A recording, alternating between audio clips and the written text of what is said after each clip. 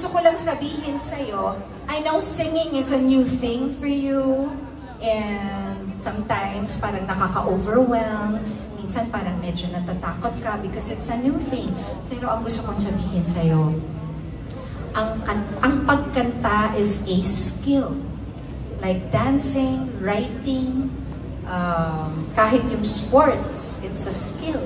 Ibig sabihin, natututunan siya. At kung isa sa puso mo at isa sa isip mo ang pagpapractice, pwede kang maging magaling na singer. Salamat po.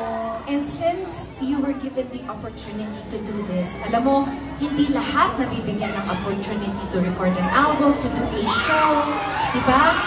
So, kailangan lang natin, kagaya ng sinabi ko, isa isip, isa puso.